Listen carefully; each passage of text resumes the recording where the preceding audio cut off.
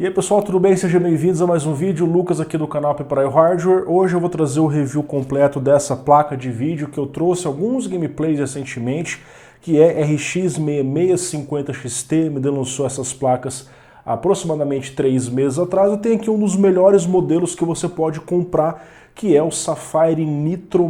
Eu vou falar mais acerca dessa placa ao longo desse vídeo, ok? Pessoal, há alguns meses atrás, como eu disse, a AMD anunciou algumas placas final 50XT, a 6650XT, a 6750XT que vai ter vídeo também, e a 6950XT que passou a ser a nova flagship da AMD.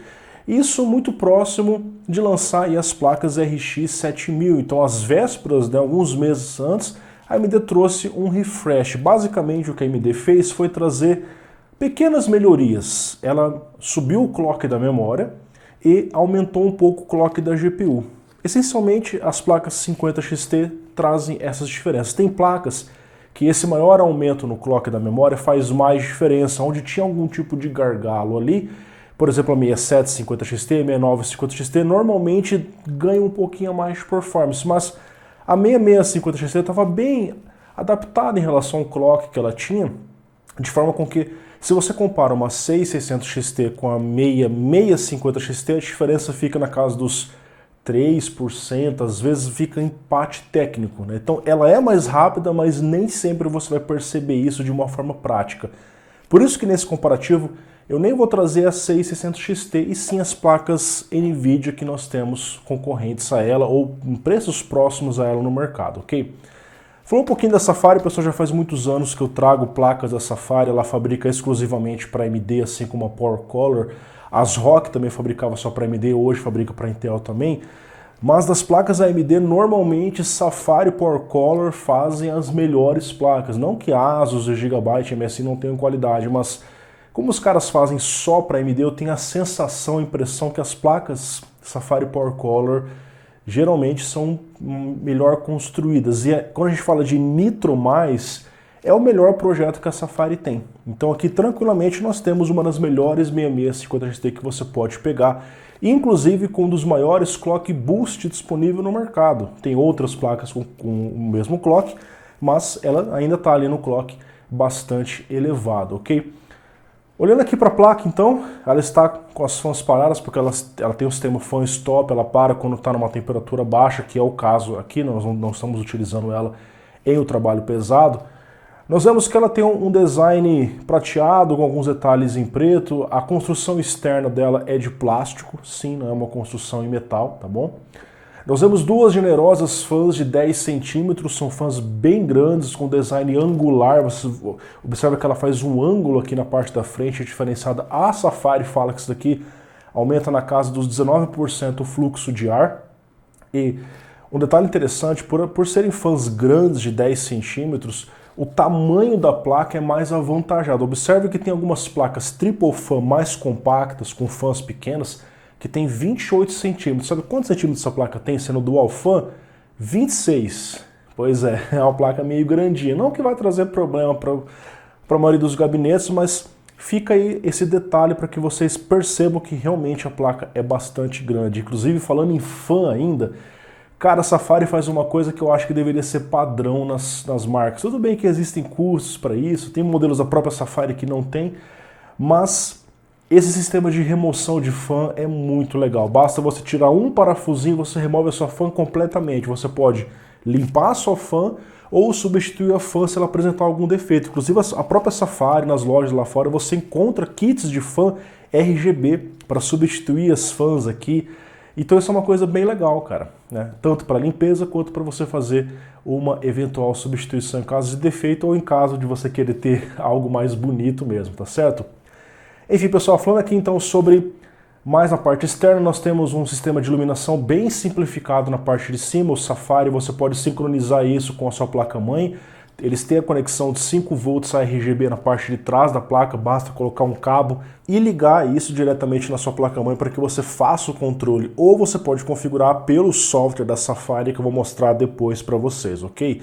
Aqui na parte de cima nós temos o sistema de Dual BIOS, apesar da chavinha ter 3 posições, são 2 BIOS, é BIOS Performance, BIOS Silêncio E a terceira posição é modo software, onde você pode ir lá no software alternar entre a BIOS Performance e a BIOS Silêncio se você acha interessante, ok?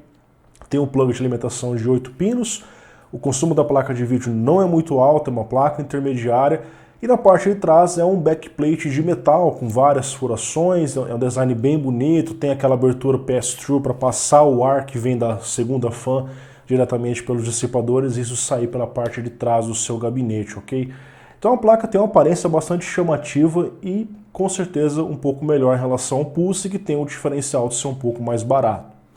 Ok, então desmontei a placa para mostrar para vocês como é a parte interna e aviso que se você fizer isso você vai perder a sua garantia, que no Brasil atualmente é de 1 ano, ok? Então eu perdi a garantia para poder dar uma olhadinha aqui.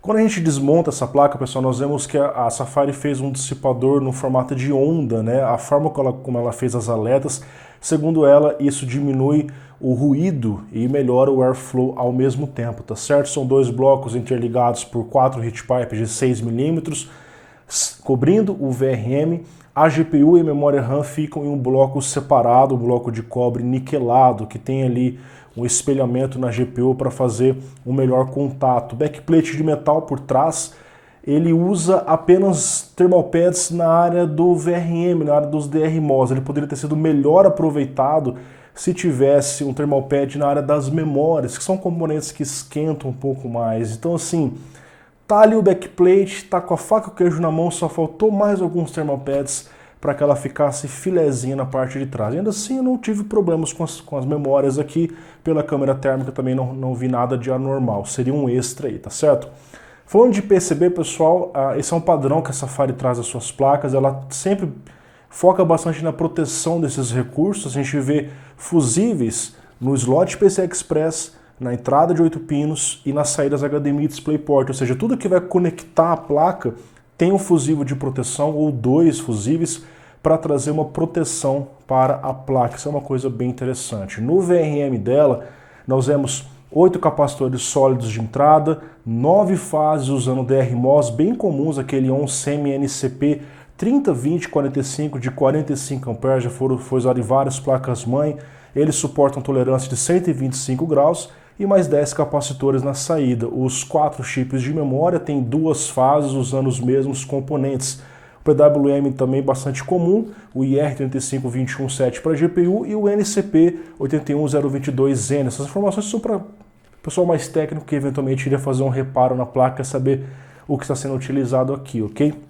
E para quem no futuro vai trocar ali a pasta térmica, thermal pad da placa, a Safari está utilizando thermal pads de 1 mm nas memórias e no VRM e na parte de trás 3 mm para que faça o contato correto com o backplate, assim auxilie um pouco na temperatura, ok? Bom, falamos muito da parte técnica, muitos de vocês querem ver só os testes de performance. Como eu já disse, eu trouxe testes recentemente dessa placa, vocês podem ver esse vídeo aparecendo aqui.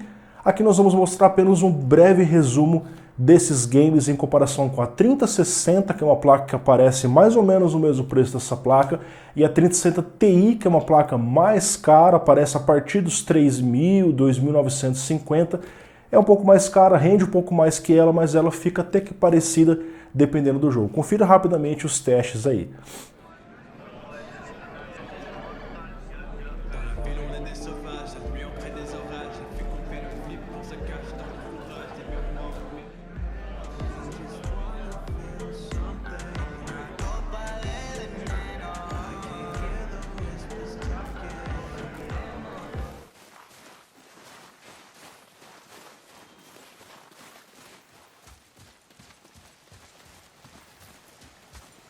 O que você...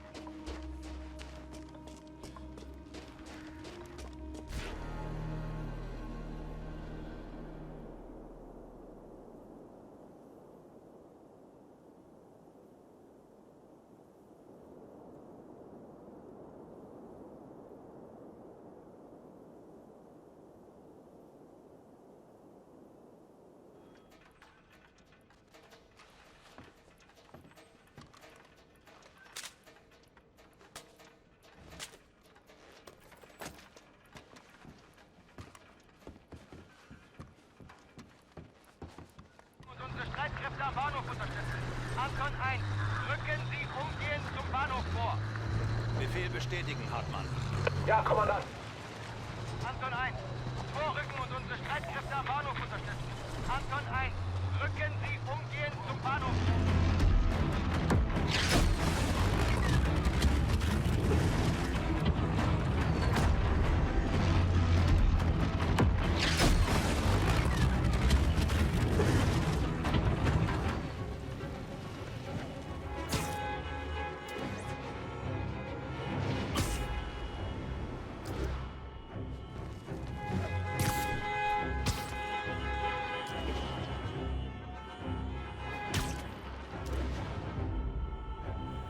Passado então os testes de performance, a gente viu aí que ela tá desempenhando bem, cara. Ela fica um pouco acima de uma 660 XT, normalmente acima da 3060, em alguns jogos ela fica atrás e tá disputando bem contra a 3060 Ti. Ela não chega a ganhar dela, mas tem alguns jogos que ela passa, tem uma otimizaçãozinha melhor ali, e tem alguns jogos que ela fica bem parecido, que é uma coisa interessante para uma placa que está custando menos. A Nitro+, normalmente a gente acha por uns 2.500, 2.600, a Pulse você acha por uns 2.300 e a Hellhound da PowerColor por uns 2.500, 2.400, tá? Mas enfim, rapidamente falando sobre a temperatura, eu sempre testo em temperatura ambiente 30 graus, mais ou menos 2 graus, uma temperatura relativamente alta, tá? Nós vemos aqui em 3D Mark Time Spy Extremes Test por 30 minutos que a temperatura máxima foi 67 graus e a média foi 65. A placa tem uma boa temperatura. Nos gameplays ela ficou até um pouquinho menor porque esse aqui é um teste mais pesado. O clock médio ficou em 2667, tá certo? Eu cheguei a conseguir fazer um teste de overclock nela para ver assim, pô, será que ela aguenta um pouquinho a mais? É um projetinho diferenciado da Safari e realmente, cara, ela pegou quase, pasme, meus amigos, quase 3.000 MHz. Não que há outros modelos não conseguiria, mas isso depende também da loteria do silício da própria GPU. 2.900 e um pouquinho, também coloquei as memórias em 18.6 gigabits, e isso se traduziu uma pequena melhora na performance. Por exemplo, em situações onde faltava fazer o frame rate em 60, como no Cyberpunk rodando em 1440p, tivemos uma margenzinha um pouco melhor para conseguir colocar essa placa nessa situação. Em relação aos testes com a câmera térmica, nós vemos aqui na parte da frente tudo muito tranquilo, máximo de 57 graus.